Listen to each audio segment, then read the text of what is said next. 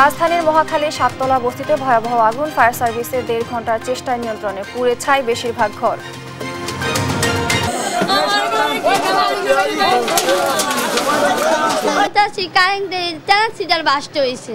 Bast হওয়ার পরে দিয়া এই 2:30টার দিকে শব্দ পাইতেছি আগুন লাগছে আগুন লাগছে। খালি মারছে মানে হ্যাঁ সব বাইর করতে পারি না, কোন জীবনটা লই বাইরে হইছি। শাহবাগীদের গদিতে আগুন জ্বালো একসাথে, আগুন জ্বালো একসাথে, শাহবাগীদের গদিতে, শাহবাগীদের গদিতে আগুন জ্বালো একসাথে। Justice justice we want justice. দেশবিরোধী ষড়যন্ত্রের প্রতিবাদে মধ্যরাতে উত্তাল ঢাকা বিশ্ববিদ্যালয় গণজাগরণের মঞ্চে লাঠিসহ দোষরদের গ্রেফতারের দাবি। আজকের এই পরবর্তীতে হামলা যারা জড়িত ছিল তাদেরকে বিচারের আওতায় আনতে হবে এবং যে কুখ্যাত সন্ত্রাসী লাকি আক্তার আজকে ওখানে পুলিশ আমার নেতৃত্ব দিয়েছে তাকে অনতি বিলম্বে গ্রেফতার করতে হবে। দল নিবন্ধনে থাকছে না নতুন শর্ত, ডিসেম্বরে নির্বাচন দিতে হলে সবকিছুকে আমলে নেওয়া সম্ভব নয়, জানালেন কমিশনার আনোয়ারুল। শিডিউল ডিক্লারের কয়েকদিন আগে এসে একজন আবেদন করলেন যে আমি নিবন্ধন চাই, তখন দেখা যাবে যে সময়ের স্বল্পতার কারণে তিনি তার রেজাল্টটা পাবেন না, আমরাও দিতে পারব না। কুষ্টিয়া চালের দাম কেজিতে বেড়েছে 2 থেকে 3 টাকা, সংকট বোতলজাত সয়াবিনেরও, বিপাকে ভোক্তারা, দ্রুত সংকট নিরসনের দাবি। মেহেরপুরে কোনোভাবেই বন্ধ হচ্ছে না তামাক চাষ, কোম্পানির প্রণোদনায় প্রলুব্ধ হচ্ছে চাষিরা, নীরব স্থানীয় কৃষি বিভাগ।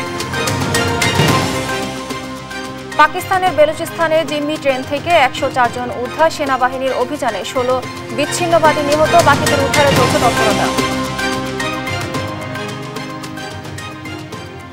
দেখছিলেন শিরোনাম সংবাদ সকালের সঙ্গে আছে আমি স্নিগ্ধা খান। এবার বিস্তারিত। সেহরির সময় মহাখালীর সাততলা বস্তিতে ভয়াবহ আগুন লাগে। পরে ফায়ার সার্ভিসের 8টি ইউনিটে 1.5 ঘন্টার চেষ্টায় আগুন নিয়ন্ত্রণে আসে। তার আগেই পুড়ে যায় বস্তিটির বেশিরভাগ ঘর। তবে ঠিক কী কারণে আগুনের সূত্রপাত হয় তা কিছুই জানা যায়নি এখনো। এই ঘটনায় শেষ সম্বল হারিয়ে নিঃস্ব হয়েছে অনেকে। বিস্তারিত জানাচ্ছেন ফাহিম ইউসুফ। সিয়াম সাধনার মাসে সেহরির ঠিক আগ মুহূর্তে নগরবাসী যখন সেহরির প্রস্তুতি নিচ্ছে তখন পুড়ছে মহাখালীর সাততলা বস্তির কয়েকশো ঘর। সহায় সম্বল হারিয়ে বাকরুদ্ধ বস্তিটির বাসিন্দারা। প্রত্যক্ষদর্শীরা জানায় রাত প্রায় 3:30টায় সাততলা বস্তিতে আগুন লাগে। মুহূর্তেই আগুনের লেলিহান পুরো বস্তিতে ছড়িয়ে পড়ে। খবর পেয়ে তেজগাঁও ফায়ার স্টেশনের একটি ইউনিট ঘটনাস্থলে গিয়ে আগুন নিয়ন্ত্রণে কাজ শুরু করে। পরে একে একে আরও 7টি ইউনিট যোগ দেয়। প্রায় 1.5 ঘন্টার চেষ্টায় আগুন নিয়ন্ত্রণে আসে। এখানে ঢোকার রাস্তাঘাট খুবই সরু, যেখান দিয়ে আমাদের গাড়িগুলো ঢুকতেছে না। তো 12টি ইউনিটের মধ্যে 8টা ইউনিট আমাদের এখানে কাজ করেছে, আর 4টে ইউনিটকে আমরা স্ট্যান্ড বাই রেখেছি। আমরা এখনো আহত বা নিহতর কোনো মেসেজ পাই নাই। আর ক্ষয়ক্ষতি যেটা বলতে আমরা এক একজনের কাছে এক এক রকম তথ্য পাচ্ছি, বাট এটা তদন্ত কমিটি হবে, তদন্ত কমিটি অ্যাকচুয়াল তথ্য বের করতে পারবে। তবে ঠিক কী কারণে আগুনের সূত্রপাত সে সম্পর্কে কিছুই বলতে পারেনি সেখানকার বাসিন্দারা। এই 2:30টার দিকে শব্দ পাইতেছি আগুন লাগছে আগুন লাগছে, এরপর উন্মাল করে সবাই বাইরে আসছে। যেখানে আগুনের সূত্রপাত ওই কাছেই একটা মিটার রুম আছে, মিটার রুমের উপরে আবার ট্রান্সফরমার আছে, বড় ট্রান্সফরমার। এইসব বিষয়গুলো তো আমরা বুঝি না আসলে, বাট ওইখানে বিশাল বড় একটা ব্লাস্ট হয়েছে, যেটার কারণে আগুনটা আরো বেড়ে গেছে। কিন্তু ভাই আকস্মিক এই অগ্নিকাণ্ডে নিজেদের ঘর থেকে সরাতে পারেনি কোনো মালামাল, শূন্য হাতে জীবন নিয়ে বের হন তারা। ওই কোনায় আপনার দাও দাও করে আগুন জ্বলতেছে, আপনার একবারে 5 মিনিটের মধ্যে আপনার প্রায় 200-300 ঘর একদম পুড়ে গেছে। ঘটনা কিভাবে জানি না, আমরা কিছু ঘুমাইয়া ভাত খাইতে উঠতে শুনি যে আগুন আর আগুন, কিভাবে কি লাগছে না লাগছে কইতে পারি না। এই ঘটনায় সাততলা বস্তির পুড়ে গেছে বেশিরভাগ ঘর। ফাহিম ইউসুফ, দেশ টিভি, ঢাকা। পুলিশের উপর হামলা এবং ফ্যাসিবাদী দোসরদের গ্রেফতারের দাবিতে মধ্যরাতে উত্তাল ঢাকা বিশ্ববিদ্যালয়। মঙ্গলবার মধ্যরাতে ঢাকা বিশ্ববিদ্যালয়ের হলপাড়া থেকে মিছিল নিয়ে বের হন শিক্ষার্থীরা। এ সময় তারা 2013 সালের গণজাগরণ মঞ্চের মুখপাত্র লাকি আক্তারকে পুলিশের উপর হামলার মূল ব্যক্তি ও ফ্যাসিবাদের দোসরদের উল্লেখ করে তাদেরকে গ্রেফতারের দাবি জানান বিক্ষোভকারীরা। এছাড়া এই ঘটনায় জড়িত অন্যান্যদের গ্রেফতারের দাবি করেন শিক্ষার্থীরা। মিছিলটি হলপাড়া থেকে বেরিয়ে টিএসসি ঘুরে শাহবাগে গিয়ে শেষ হয়। তাদের দাবি, মঙ্গলবার বিকেলে ধর্ষণ বিরোধী পদযাত্রার নামে পুলিশের উপর হামলা চালানো হয়। এতে রমনা বিভাগের সহকারী কমিশনার আব্দুল্লাহ আল মামুন, উপপুলিশ কমিশনার মোহাম্মদ মাসুদ আলম, 2 নারী পুলিশ সদস্য এবং 3 জন পুরুষ কনস্টেবল আহত হন। জাতিসংঘের মহাসচিব আসার আগে কোন কুলাঙ্গাররা কোন উদ্দেশ্য নিয়ে দেশকে অস্থিতিশীল করার চেষ্টা চালাচ্ছে, মানুষকে দেখাচ্ছে যে বাংলাদেশ ভালো নেই, কারা চাচ্ছে আমরা চাই তাদের মুখ সম্মোচন করা হোক। ওই লাকি আক্তাররা তারা হচ্ছে গণজাগরণের মঞ্চ তৈরি করে এই বাংলাদেশে যে বিচারহীনতা সংস্কৃতি সেটা তৈরি করেছিল। তাদের সিলসিলার যে সমস্ত কুলাঙ্গার রয়েছে তারা আজকে আমার দেশের দায়িত্বরত পুলিশ বাহিনীর হামলা করেছে। শেয়ার করে দিতে যাচ্ছি যে বিচারহীনতার সংস্কৃতি আনা হয়েছিল, সেই বিচারহীনতার সংস্কৃতি মারিয়ে আমরা শাহবাগীদের বিচার করবো ইনশাআল্লাহ। নতুন রাজনৈতিক দল নিবন্ধনে থাকছে না নতুন কোনো শর্ত, তবে পুরানো শর্ত শিথিলে সংস্কার কমিশন সুপারিশ করলেও তা আমলে নেয়নি নির্বাচন কমিশন। ডিসেম্বরে নির্বাচন দিতে হলে সবকিছুকে আমলে নেওয়া সম্ভব নয় বলে জানিয়েছে নির্বাচন কমিশনার আনোয়ারুল ইসলাম সরকার। দেশ টিভিকে একান্ত সাক্ষাৎকারে তিনি এসব কথা বলেন। শিউলি রায়ের রিপোর্ট, ক্যামেরায় ছিলেন মনিরুল ইসলাম। ডিসেম্বরে জাতীয় সংসদ নির্বাচন, তাই নতুন রাজনৈতিক দল নিবন্ধনের জন্য গণবিজ্ঞপ্তি প্রকাশ করেছে নির্বাচন কমিশন। আবেদনের শেষ সময় ধার্য করা হয়েছে 20 এপ্রিল। এর মধ্যে যারা নিবন্ধনের আবেদন করবে তাদের জন্য থাকছে না নতুন কোনো শর্ত। আগামী 20 এপ্রিল 2025 তারিখ পর্যন্ত নির্ধারিত শর্ত পূরণ করে আমাদের কাছে আবেদন করবেন, আমরা সেটা পর্যালোচনা করব এবং তার পরবর্তীতে যে নিবন্ধন প্রক্রিয়া আছে সেটা সম্পন্ন করব। কোনো পরিবর্তন নেই। এর আগে যে বিধিগত ব্যবস্থাগুলো ছিল যে 1/3 জেলা পর্যায়ের 100টা উপজেলা পর্যায়ে এবং অন্যান্য যে শর্তগুলো আছে সেটা বিজ্ঞপ্তিতেও এটা দেওয়া আছে। নতুন কোনো শর্ত এখানে আলাপ করা হয়নি, কোনো শর্ত শিথিলও করা হয়নি। তবে পুরনো শর্ত শিথিলে নির্বাচন সংস্কার কমিশন সুপারিশ করলেও তা আমলে নেয়নি নির্বাচন কমিশন। তারা বলছে ডিসেম্বরে নির্বাচন, তাই নতুন দল নিবন্ধন সহ সব কার্যক্রম শেষ করতে হবে দ্রুততার সাথে। ট্র্যাডিশনালি জারি করে থাকি, কারণটা হচ্ছে যে সব সময় যদি রাজনৈতিক দল নিবন্ধনের আবেদন করে, দেখা যাবে যে শিডিউল ডিক্লারের কয়েকদিন আগে এসে একজন আবেদন করলেন যে আমি নিবন্ধন চাই, তখন দেখা যাবে যে সময়ের স্বল্পতার কারণে তিনি তার রেজাল্টটা পাবেন না, আমরাও দিতে পারব না।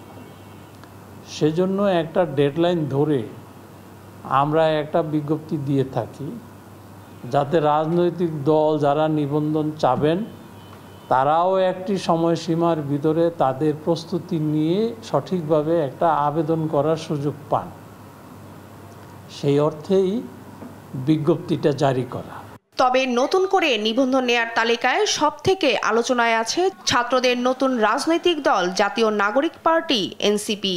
দলটির জ্যেষ্ঠ যুগ্ম আহ্বায়ক সামান্তা শারমিন বলেন, আগামী নির্বাচন যেন কোনোভাবে প্রশ্নবিদ্ধ না হয় সেই ব্যাপারে তৎপর থাকবে তারা। এখানে তো ঐক্যমত কমিশন গঠন করা হয়েছে, এখানে সকল রাজনৈতিক দল তাদের মতামতগুলো দেবেন, আমরাও রাজনৈতিক দল হিসেবে আমরা মতামতগুলো রাখবো এবং সেই সাথে এখানে আমরা তো লক্ষ্য রাখছি যে কিভাবে আসলে এখানে নির্বাচন নিয়ে সকলে যে পরিমাণ আগ্রহ এবং উদ্দীপনা দেখাচ্ছেন, আমরাও একই মাত্রায় আগ্রহ আছে, কিন্তু সেই সাথে আমরা চাই যে সামনে নির্বাচনটি অ্যাবসলুটলি প্রশ্নহীন একটি নির্বাচন হোক, যাতে করে আমরা গত 3টা নির্বাচনের ট্রমা কাটিয়ে উঠতে পারি।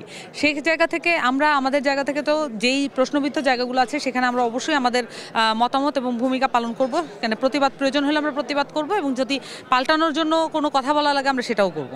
বর্তমানে ইসিতে নিবন্ধিত রাজনৈতিক দলের সংখ্যা 49টি। নতুন নিবন্ধন শেষ হওয়ার পরে যার সংখ্যা আরও বাড়বে, ফলে বাড়বে নির্বাচন কমিশনের কাজের পরিধিও। সেভাবে প্রস্তুতি নিয়ে রাখছে তারা। শিউলি রায়, দেশ টিভি, ঢাকা। আগামী সম্ভাবনা ধরে রাখতে সবাইকে সজাগ থাকার আহ্বান জানিয়েছেন বিএনপির ভারপ্রাপ্ত চেয়ারম্যান তারেক রহমান। বলেন, সমালোচনা করতে গিয়ে এমন পরিস্থিতি তৈরি করা যাবে না যাতে দেশ ও জাতির গুরুত্বপূর্ণ বিষয় হারিয়ে যায়। শুধু নির্বাচন ও সরকার ব্যবস্থা নয়, পণ্যমূল্য, শিক্ষা, স্বাস্থ্য খাতেও সংস্কার জরুরি। এদিকে পতিত ফ্যাসিস্ট দেশকে অস্থিতিশীল করতে ষড়যন্ত্র করে যাচ্ছে বলে অভিযোগ করেন বিএনপির স্থায়ী কমিটির সদস্য মির্জা আব্বাস। আরও জানাচ্ছেন সাদ আহমেদ। বিভিন্ন রাজনৈতিক দল এবং নাগরিক সমাজের সম্মানে জাতীয়তাবাদী গণতান্ত্রিক আন্দোলন এনডিএম রাজধানীর শুটিং ক্লাবে ইফতার ও দোয়া মাহফিলের আয়োজন করে। এতে ভার্চুয়ালি যুক্ত হয়ে দেশের নানা অসঙ্গতি তুলে ধরেন বিএনপির ভারপ্রাপ্ত চেয়ারম্যান তারেক রহমান। বলেন, নির্বাচন ব্যবস্থা তত্ত্বাবধায়ক সরকারের পাশাপাশি দ্রব্যমূল্য নিয়ন্ত্রণ, শিক্ষা, স্বাস্থ্য, শ্রমিকের ন্যায্য মূল্য ও পরিবেশ দূষণে গুরুত্ব দিতে হবে। এই 20 কোটি মানুষের দেশে আমাদের ভবিষ্যৎ প্রজন্ম আছে। আমরা যদি আমাদের ভবিষ্যৎ প্রজন্মের সঠিক শিক্ষা ব্যবস্থা যদি গড়ে তুলতে সক্ষম না হই, তাহলে কি করে আমাদের পক্ষে সম্ভব এই দেশকে সামনে এগিয়ে নিয়ে যাওয়া, কি করে সম্ভব একটি সমৃদ্ধশালী দেশকে গড়ে তোলা। রাজনৈতিক দলগুলো একে অন্যের সমালোচনা করতে গিয়ে যেন আগামীর সম্ভাবনা নষ্ট না হয়, সেদিকে সজাগ থাকার আহ্বান জানান তিনি। আমরা বাস্তবধর্মী সমালোচনা অবশ্যই করব একজন আরেকজনের, কিন্তু সমালোচনা করতে গিয়ে এমন পরিস্থিতিতে যাতে আমরা এসে না দাঁড়াই যেখানে আমরা জনগণের এই ইস্যুগুলোকে, দেশের এই ইস্যুগুলোকে আমরা অ্যাড্রেস করতে ভুলে যাব, আমাদের কাছে অন্য কিছু মুখ্য হয়ে যাবে, এইগুলো গৌণ হয়ে যাবে। এটি যদি হয় তাহলে এই দেশের সম্ভাবনা সব শেষ হয়ে যাবে, নষ্ট হয়ে যেতে পারে। এবং অবশ্যই এটি আমাদের এই ঘরে উপস্থিত কারোরই সেটি চাওয়া নয়, কারোরই সেটি চাওয়া নয়। এদিকে বিভিন্ন গণমাধ্যমে কর্মরত সাংবাদিক, ফটো সাংবাদিক ও ভিডিও সাংবাদিকদের সম্মানে রাজধানীর একটি হোটেলে ইফতার মাহফিল আয়োজন করে আমরা বিএনপি পরিবার। বিএনপি স্থায়ী কমিটির সদস্য মির্জা আব্বাস বলেন, পতিত ফ্যাসিস্ট অবৈধ অর্থ ও সম্পদ ব্যবহার করে দেশের বিরুদ্ধে ষড়যন্ত্র করছে। আওয়ামী দোসররা আজকে অবস্থান নিয়েছে সচিবালয়, থানা পরিষদ, ইউনিয়ন পরিষদ, সমস্ত জায়গায় তারা অবস্থান নিয়েছে। অবৈধভাবে গত 17 বছর টাকা কামিয়েছে, আর আগামী 17 বছর এই টাকা খরচা করবে বাংলাদেশ ধ্বংস হওয়ার পিছনে। এই দেশটাকে তারা অসুস্থ করে ফেলবে, এই দেশে মানুষকে তারা অসুস্থ করে ফেলবে, এই দেশে গণতন্ত্রকে তারা অসুস্থ করে ফেলবে। এ সময় ব্যবসায়ী সহ আওয়ামী দোসরদের অবস্থান তুলে ধরতে গণমাধ্যম কর্মীদের প্রতি আহ্বান জানান মির্জা আব্বাস। কোন কোন রাজনৈতিক দলের? সাদ আহমেদ, দেশ টিভি, ঢাকা। সংস্কারের পাশাপাশি ডিসেম্বরের মধ্যে আইনসভা ও গণপরিষদ নির্বাচন সম্ভব, তবে আইন শৃঙ্খলা নিয়ন্ত্রণে আনতে হবে বলে জানান জাতীয় নাগরিক পার্টির আহ্বায়ক নাহিদ ইসলাম। এজন্য মতপার্থক্য থাকলেও আওয়ামী লীগ ও ফ্যাসিবাদী বিরোধী সকল রাজনৈতিক দলের ঐক্যমত প্রয়োজন বলে জানান তিনি। এছাড়া দলের সদস্য সচিব আক্তার হোসেন বলেন, এ বিষয়ে সকলকে একটি সিদ্ধান্তে আসতে হবে। আরও জানাচ্ছেন জান্নাতুল মোহনা। রাজনীতির মাঠে পরস্পর বিরোধী উত্তপ্ত বাক্য বিনিময় হলেও আবারও একই টেবিলে জুলাই অভ্যুত্থানের অংশীজনরা। ফ্যাসিবাদের বিরুদ্ধে ঐক্যমত হতে জুলাই অভ্যুত্থানের 7 মাস পর মঙ্গলবার সন্ধ্যায় ইফতারের টেবিলে বিএনপি, জামায়াত, ছাত্রদের নবগঠিত এনসিপি সহ অন্যান্য দলের নেতারা। মঙ্গলবার রাজধানীর এক হোটেলে ফ্যাসিবাদ বিরোধী রাজনীতিবিদ, পেশাজীবী, অ্যাক্টিভিস্ট, ওলামায়ে কেরাম ও বিশিষ্ট নাগরিকদের সম্মানে ইফতার অনুষ্ঠান আয়োজন করে তরুণদের নতুন দল এনসিপি। এ সময় দলের সদস্য সচিব আক্তার হোসেন জানান, আওয়ামী লীগের বিরুদ্ধে সবাইকে একই ছাদের নিচে আসতে হবে। যারা জুলাই এবং আগস্টের অভ্যুত্থানের সময়কালে নারকীয় নরহত্যা চাপিয়ে দিয়েছে, মানবতা বিরোধী অপরাধ করেছে, সে আওয়ামী লীগের বিরুদ্ধে আজকের এই ইফতার মাহফিলে আসা প্রত্যেক ফ্যাসিবাদ বিরোধী রাজনৈতিক পক্ষকে একমত হয়ে একটি সিদ্ধান্ত গ্রহণ করবার অনুরোধ জানাচ্ছি। সংস্কার শেষে নির্ধারিত সময়ে একই সাথে আইনসভা ও গণপরিষদ নির্বাচন সম্ভব বলে জানান দলের আহ্বায়ক নাহিদ ইসলাম। যে সামনে নির্বাচনটা একই সাথে আইনসভা এবং একই সাথে গণপরিষদ নির্বাচন করা সম্ভব, এবং এর মাধ্যমে একটি নতুন সংবিধান এবং নতুন করে আমরা গণতন্ত্রের পথে উত্তরণ করতে পারবো। সরকার যে নির্ধারিত সময় দিয়েছে, সেই নির্ধারিত সময়ের মধ্যেই এই সকল কার্যক্রম করে নির্বাচনের দিকে যাওয়া সম্ভব, কিন্তু নির্বাচনের আগে অবশ্যই আইন শৃঙ্খলার পরিস্থিতির উত্তরণ ঘটতে হবে। নাহিদ অভিযোগ করেন, বাংলাদেশ বিরোধী শক্তিরা এখনো ষড়যন্ত্র চালিয়ে যাচ্ছে। বিচারের মাধ্যমে আওয়ামী লীগের ফয়সালা করা জরুরি। মাফিয়া, লুটেরা, ব্যবসায়িক শ্রেণী ও ষড়যন্ত্রকারী নানান বৈদেশিক শক্তিকে সুযোগ করে দিতে পারে। বিচারের মাধ্যমে আমরা আওয়ামী লীগের রাজনৈতিক ফয়সালা করতে চাই। তবে নির্বাচনের আগে আইন শৃঙ্খলা পরিস্থিতি স্বাভাবিক করতে সরকারকে আহ্বান জানান তিনি। জান্নাতুল মোহনা, দেশ টিভি, ঢাকা। দুর্নীতির অভিযোগে সাবেক প্রধানমন্ত্রী শেখ হাসিনা এবং তার পরিবার সংশ্লিষ্ট প্রতিষ্ঠানের 124টি ব্যাংক হিসাবে প্রায় 635 কোটি টাকা জব্দ করেছে দুর্নীতি দমন কমিশন। এর মধ্যে শেখ হাসিনার 2 সন্তান সজীব ওয়াজেদ জয় ও সাইমা ওয়াজেদ পুতুল, বোন শেখ রেহানা ও তার 2 সন্তান ব্রিটিশ এমপি মে টিউলিপ সিদ্দিক ও ছেলে রাদওয়ান মুজিব সিদ্দিক ববি 7টি স্থাবর সম্পদ রয়েছে। এছাড়া 1128 কোটি টাকা আত্মসাৎ ও পাচারের অভিযোগে 12টি রিক্রুটিং এজেন্সির বিরুদ্ধে মামলা করেছে দুদক। আরও জানাচ্ছেন আলিমুজ্জামান সাফওয়ান।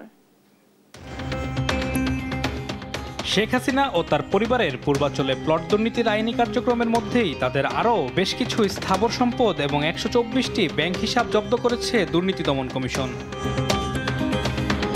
দুদকের তথ্য বলছে সজীব ওয়াজেদ জয় ও সাইমা ওয়াজেদ পুতুলের ধানমন্ডি 6 নম্বর রোডে 16 কাঠা জমিসহ সুধা সদন নামের বাড়ি, শেখ রেহানার গাজীপুরের কালিয়াকরে দুদাগে 9.60% জমি এবং সেগুনবাগিচায় একটি ফ্ল্যাট, ব্রিটিশ এমপি টিউলিপ সিদ্দিকের গুলশানের 71 নম্বর রোডের ফ্ল্যাট এবং রাদওয়ান মুজিব সিদ্দিক ববির গুলশান নিকেতনে ইস্টার্ন হাউজিংয়ে 2টি জমিসহ ফ্ল্যাট জব্দ করা হয়েছে।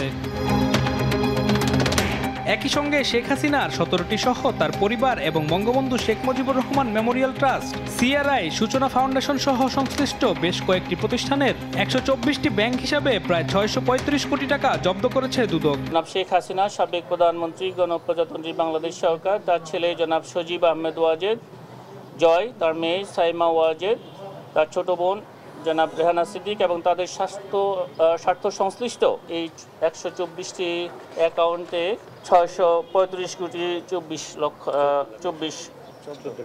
14 লাখ বিজ্ঞ আদালত থেকে সে বিষয়ে অবরুদ্ধকরণের আদেশ প্রদান করা হয়েছে।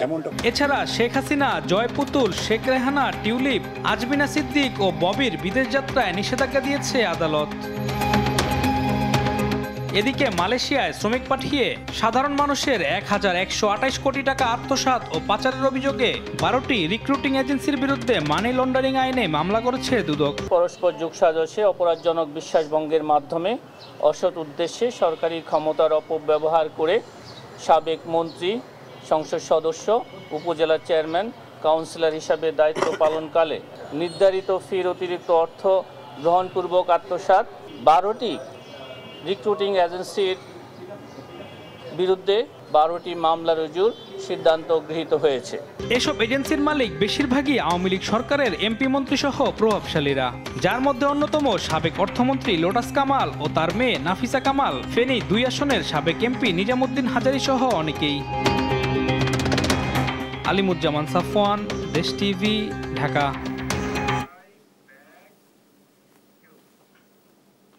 ভারতের গণমাধ্যমে বাংলাদেশের সেনাবাহিনী নিয়ে প্রকাশ করা সংবাদ মিথ্যা ও পরিকল্পিত বলে দাবি করেছেন আইএসপিআর। মঙ্গলবার রাতে আইএসপিআর এক বিবৃতিতে জানায়, ভারতীয় গণমাধ্যম দ্য ইকোনমিক টাইমস এবং ইন্ডিয়া টুডে সম্প্রতি সেনাবাহিনীতে অভ্যুত্থানের সম্ভাবনা এবং চেইন অফ কমান্ড ভাঙার মতো ভিত্তিহীন ও মনগড়া প্রতিবেদন প্রকাশ করেছে। উদ্বেগ প্রকাশ করে বিবৃতিতে বলা হয়, এই প্রতিবেদনগুলো সম্পূর্ণ মিথ্যা এবং স্পষ্টভাবে এটি পরিকল্পিত বিভ্রান্তিমূলক প্রচারণার অংশ, যা বাংলাদেশে স্থিতিশীলতা ও সশস্ত্র বাহিনীর ভাবমূর্তি ক্ষুণ্ণ করার উদ্দেশ্যে করা হচ্ছে।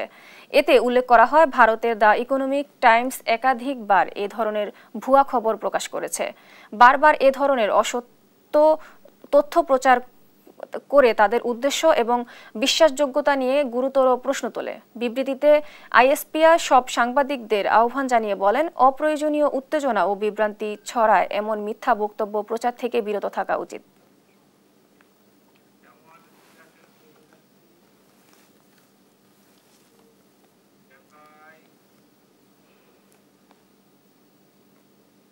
নেত্রকোনায় কেন্দুয়ায় টমেটো, ফুলকপি, বেগুন বিক্রি হচ্ছে 5 টাকা কেজিতে। কাঙ্ক্ষিত দাম না পাওয়ায় হতাশ কৃষক। আরও জানাতে যুক্ত হচ্ছেন সহকর্মী জিয়াউর রহমান। জিয়া, দরপতনের কি কারণ, এ নিয়ে কি বলছেন দায়িত্বরতরা, আমাদের জানাবেন।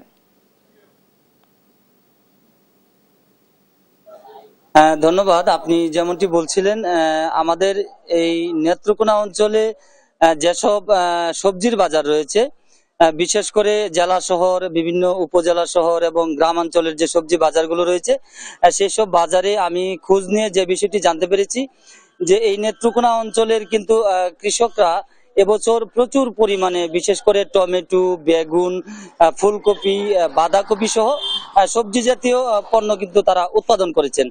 তো এইসব পণ্যের সরবরাহ বেশি থাকার কারণে বাজারের যে মূল্য, সেই ন্যায্য মূল্য কৃষকরা পাচ্ছেন না বলে তারা আমাদেরকে জানিয়েছেন। তো আমি আপনাদেরকে একটু দেখাতে চাই, এই মুহূর্তে আমি যে বাজারটিতে দাঁড়িয়ে আছি এটি হচ্ছে প্রতিদিনই সকালবেলা এই বাজারটি জমে। এখানে কিন্তু একেবারে গ্রামের কৃষকরা তাদের ক্ষেত থেকে যে টাটকা সবজি তুলে তারা এই বাজারে নিয়ে আসেন, নিয়ে আসার পরে তারা কিন্তু এখানে বিক্রি করেন। পাইকাররা এসে অনেক সময় সবজি কিনে নিয়ে যান। তো আমি এখানে বেশ কয়েকজন কৃষকের সঙ্গে কথা বলেছি, ব্যবসায়ীদের সঙ্গে, ক্রেতাদের সঙ্গে কথা বলেছি। তারা আমাদেরকে জানিয়েছেন যে আসলে এই যে সবজির দাম, বিশেষ করে টমেটো, বেগুন এবং ফুলকপি, বাঁধাকপি, মূলা, এগুলো কিন্তু 5 টাকা কেজি দরেও বিক্রি করতে পারছেন না তারা। তো আমরা এই মুহূর্তে একটু জানবো, এখানকার একজন কৃষক আছেন।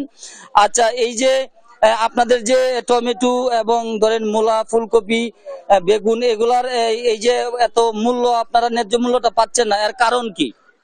এর কারণ হচ্ছে আপনার এই উৎপাদন বেশি হয়েছে, ক্রেতা কম, বেচার কোনো ব্যবস্থাই নেই, বা পাইকাররাও নেয় না।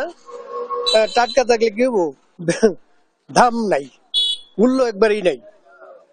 এগুলা বেগুন মূলত আপনারা 50 টাকা কেজি বিক্রি করা যায়, এখন 10 টাকা 15 টাকা, কুটির দাম দিয়ে হইতেছে না, যে যে কুটা কাটছি এটির দামই হইতেছে, এই অবস্থা।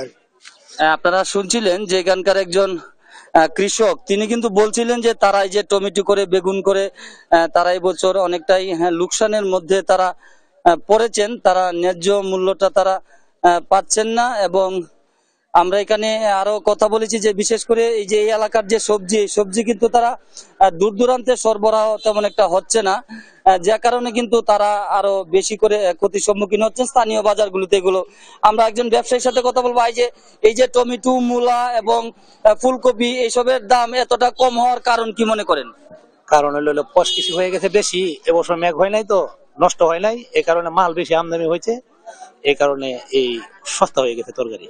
আর সামনে পড়ে গেছে রোজার মাস তো চলে কম, বিরাট চলে কম, অনেক চলে কম, এই কারণে এই দশা বাজারে। আপনারা শুনছিলেন যে এখানকার কৃষক এবং ব্যবসায়ীরা তারা যেমনটি বলছিলেন যে এই যে সবজির দরপতনের কারণ তারা কিন্তু জানাচ্ছিলেন। তো আমরা এখানকার বিভিন্ন ব্যবসায়ী সহ, কৃষক সহ স্থানীয় প্রশাসনের সাথে আমরা কথা বলেছি, তারাও একই বিষয় জানিয়েছেন যে আসলে এই অঞ্চলে এসব সবজির উৎপাদন কিন্তু এই সময়টাতে একেবারে খুব বেশি হয়েছে। আবহাওয়া ভালো থাকার কারণে প্রচুর উৎপাদন হওয়ার ফলে এবং তারা এই সব স্থানীয় বাজারেই বিক্রি করছেন, বাইরে কোথাও তারা রপ্তানি করতে পারছেন না, যার কারণে কিন্তু কৃষক তাদের যে ন্যায্য মূল্য সেই মূল্যটি তারা পাচ্ছেন না। তবে তারা আশা করছেন যে ঈদ উল ফিতরকে সামনে রেখে হয়তো এসব সবজির মূল্য কিছুটা বৃদ্ধি পেতে পারে। তো এই ছিল আমার কাছে নেত্রকোনার সবজি বাজারের দরপতনের সর্বশেষ তথ্য। নেত্রকোনা থেকে বাজার দাম নিয়ে আমাদের জানাচ্ছিলেন আমাদের সহকর্মী জিয়াউর রহমান। জিয়াউর রহমান, ধন্যবাদ আপনাকে। রমজানমুখী পণ্যের দামের ঊর্ধ্বমুখীর মধ্যেই এবার কুষ্টিয়ায় বাড়ল চালের দাম। সব ধরনের চাল কেজি প্রতি 2 থেকে 3 টাকা বেড়েছে। সংকট রয়েছে বোতলজাত সয়াবিন তেলেরও, ফলে ভোক্তারা পড়েছে চরম বেকায়দায়। দ্রুত সংকট নিরসন সহ বাজার নিয়ন্ত্রণের দাবি সাধারণ ভোক্তাদের। ইফরান রানার ক্যামেরায় কুষ্টিয়া থেকে নাহিদ হাসান তিতাসের রিপোর্ট। স্বাভাবিকভাবে রমজানে চাহিদা কম থাকায় নিম্নমুখী থাকে চালের বাজার, তবে এবছর একেবারেই তা ব্যতিক্রম। দাম কমাতো দূরের কথা, উল্টো রমজানের প্রথম সপ্তাহ থেকে কুষ্টিয়ার বাজারগুলোতে সব ধরনের চালের দাম বেড়েছে কেজি প্রতি 2 থেকে 3 টাকা। সরু মিনিকেট চাল কেজিতে 3 টাকা বেড়ে বিক্রি হচ্ছে 80 থেকে 81 টাকায়। কেজিতে 2 থেকে 3 টাকা করে বেড়েছে কাজললতা ও মোটা আটাশ চালের দামও। এছাড়াও সব ধরনের রমজানমুখী পণ্যের দামও ঊর্ধ্বমুখী। তীব্র সংকট দেখা দিয়েছে বাজারে বোতলজাত সয়াবিন তেলেরও। রমজানের শুরু থেকে আমরা এখন পর্যন্ত তেল ওইভাবে পাচ্ছি না। আমাদের এখন তেলের চাহিদা হচ্ছে 5 গ্রাম, সেটা আমাদের 1 গ্রাম দিতে 1 সপ্তাহ ধরে। বেগুন বিক্রি হচ্ছে 60 থেকে 70 টাকা কেজি, শসা বিক্রি হচ্ছে হাইব্রিডটা 40 টাকা কেজি, দেশিটা 50 থেকে 60 টাকা কেজি। আর লেবুর দামটা বাড়ছে 40 টাকা হালি একটা বিক্রি হচ্ছে, এটা আর ওর পাশে একটা আছে 50 টাকা হালি। এদিকে রমজানমুখী পণ্যের দামের ঊর্ধ্বগতির মধ্যেই নতুন করে চালের দাম বাড়াই ক্ষুব্ধ সাধারণ ভোক্তারা পড়েছেন চরম বিপাকে। দ্রুত সংকট নিরসন সহ বাজার নিয়ন্ত্রণের দাবি তাদের। চাল ছিল 1620 টাকা 50 টাকা বস্তা গোল্ডেন মিনিকেট চাল, সেই চাল এখন খাইতেছি 2000 টাকা বস্তা। প্রত্যেকটা বাজারে যদি প্রশাসনের লোক থাকে তো এমনিতেই নিয়ন্ত্রণ আসবে। রমজান মাসের উপলক্ষে দাম বেশি না এর আগের তুলনায় কেন দাম বেশি হচ্ছে এটা আপনাদের দেখা উচিত, তদারকি করা উচিত। আর জেলা প্রশাসক বলছেন বাজারে দ্রব্যের দাম বৃদ্ধির পেছনে কাজ করছে অদৃশ্য শক্তি, যা খুঁজে পাচ্ছেন না তারা। তবে নিয়মিতই বাজার তদারকি করছেন বলে জানান তিনি। অদৃশ্য কিছু হাত আছে যেগুলিকে আমরা মানে সত্যিকার অর্থে খুঁজে পাচ্ছি না প্র্যাকটিক্যালি, সে কারণে কিছু সমস্যা তো আছেই। সেগুলো যদি আমরা ধরতে পারি তাহলে এটা আমার মনে হয় যে খুব সহজেই সমাধান করা যাবে। রমজানে যখন মধ্যপ্রাচ্যের বিভিন্ন দেশে ব্যবসায়ীরা নামে দ্রব্যের দাম কমানোর প্রতিযোগিতায়, তখন বাংলাদেশের ব্যবসায়ীরা নামে অধিক মুনাফা লুটতে। তাই এসব মুনাফালোভী ব্যবসায়ীদের বিরুদ্ধে কঠোর পদক্ষেপের দাবি সাধারণ ভোক্তাদের। নাইদা সান্তিতাস, দেশ টিভি, কুষ্টিয়া। তামাক চাষে কৃষকদের নিরুৎসাহিত করা হলেও মেহেরপুরে কোনোভাবেই বন্ধ হচ্ছে না তামাকের উৎপাদন ও বিপণন। বিভিন্ন কোম্পানির প্রচার ও প্রণোদনায় প্রলুব্ধ হয়ে তামাক চাষে ঝুঁকছেন চাষিরা। পরিবেশ ও জনস্বাস্থ্যের জন্য ক্ষতিকর হলেও এই তামাক চাষ কোনো উদ্যোগ নেই স্থানীয় কৃষি বিভাগের। মেহেরপুর থেকে আক্তারুজ্জামানের তথ্য ও ছবিতে জানাচ্ছেন আব্দুল আল মারুফ। বিস্তীর্ণ এলাকা জুড়ে এই সবুজ সমাহার কোনো সবজি কিংবা ফলমূলের নয়। পরিচর্যায় ব্যস্ত কৃষক যত্ন নিচ্ছেন বিষাক্ত তামাকের। সবজি সহ অন্য ফসলের ন্যায্য মূল্য না পেয়ে মেহেরপুরের কৃষকরা এভাবেই ঝুঁকে পড়ছেন তামাক চাষে। কৃষি বিভাগের তথ্য মতে জেলায় বর্তমানে 950 হেক্টর জমিতে চাষ হয়েছে তামাকের। যদিও তামাক বিরোধী সংগঠনগুলো বলছে এ সংখ্যা এর চেয়েও কয়েক গুণ বেশি। তামাক কোম্পানিগুলো নগদ অর্থ প্রণোদনা দিয়ে কৃষকদের প্রলুব্ধ করছেন। এই জেলাকে যদি সুন্দর রাখতে হয়, পরিবেশ যদি সুন্দর রাখতে হয়, তাহলে তামাক চাষ তুলে দেওয়ার কোনো বিকল্প নেই। চাষিরা বলছেন গেল 2 বছর সবজি, ধান, পাট সহ অন্য ফসলের দাম পাওয়া যায়নি। তাই লাভজনক হওয়ায় মাটি ও পরিবেশের ক্ষতি জেনেও তামাক চাষ করছেন তারা। নবাদ করতে গেলে লাভ হয় না, সার মাটি দেয় কোম্পানি, সার মাটি দেয়, এই সুবিধা পাই তাই তাকায় তামাক। মাটির যদিও ক্ষতি হয় তবু তো আমাদের বাঁচতে হবে, খেয়ে বাঁচতে হবে। আমরা এই লাভবানের নাকি এই তামাকের আবাদ আমরা করি। তামাক কোম্পানির লোকজন আইসি বিভিন্ন রকম পরামর্শ দেয়, সেই মোতাবেক আমরা কাজ করি। জেলার বিভিন্ন মাঠে ইতোমধ্যেই রোপণ করা হয়েছে তামাকের চারা। আবার কোথাও তামাক পাতা সেকার জন্য তোলা হচ্ছে চুল্লি। এসব চুল্লিতে বিভিন্ন ধরনের পলিথিন ও ঝুটকাপড় পুরানো হয়, ফলে বিকট গন্ধে বাতাস দূষিত হয়। তামাক চাষের জন্য কোম্পানিগুলো আগে থেকেই চাষিদের নগদ টাকা ও কীটনাশক সরবরাহ করে থাকে। কোম্পানির লোক ওই সার দেয়, এই করে 12-14 টাকা দেয়, ঘর তোলার টাকা দেয়। এই সমস্তগুলো আমার মাধ্যমে আমরা এইসব কাজগুলো করি। কোম্পানি কিছু চাষ খরচ দেয়, কিছু সার দেয়, কিছু তোমার ওই যে এখন ঘর তোলা কিছু টাকা দেয়, এইভাবে একটু দেয়। জেলা জুড়ে তামাক চাষের দৌরাত্ম্য বাড়লেও নিশ্চুপ স্থানীয় কৃষি বিভাগ। নিজেদের কর্মকাণ্ড নিয়ে কথা বলতেও রাজি হননি কৃষি বিভাগের এই কর্মকর্তা। সরকার পারে না বন্ধ করতে, এক কথায় কিন্তু কেন করে না? এখানে অনেকগুলো ফাংশন আছে, তো এইখানে আমার কথা বলাটা সমীচীন না। পরিবেশ ও জনস্বাস্থ্যের জন্য ক্ষতিকর তামাক চাষ বন্ধে কৃষকদের নিরুৎসাহিত করতে উদ্যোগ দেখতে চান পরিবেশবিদরা। নিউজ ডেস্ক, দেশ টিভি। মুসলিম স্থাপত্য শৈলীর একটি অনন্য নিদর্শন সাতক্ষীরার প্রবাজপুর শাহী জামে মসজিদ। বাংলাদেশের সাংস্কৃতিক ঐতিহ্যের গুরুত্বপূর্ণ অংশ এটি, অথচ সুদৃষ্টির অভাবে ধ্বংসের দ্বার প্রান্তে দাঁড়িয়েছে মসজিদটি। সহকর্মী শরীফুল্লাহ কায়সার সুমনের তথ্য ও ছবিতে আরও জানাচ্ছেন নাসরিন আক্তার। বাংলাদেশের সর্বদক্ষিণ পশ্চিম অঞ্চলের সাতক্ষীরা জেলার কালীগঞ্জ উপজেলায় প্রবাজপুর গ্রামে অবস্থিত প্রবাজপুর শাহী জামে মসজিদ। 1693 খ্রিস্টাব্দে সম্রাট আওরঙ্গজেব শাসনামলে নির্মিত হয় এই মসজিদ।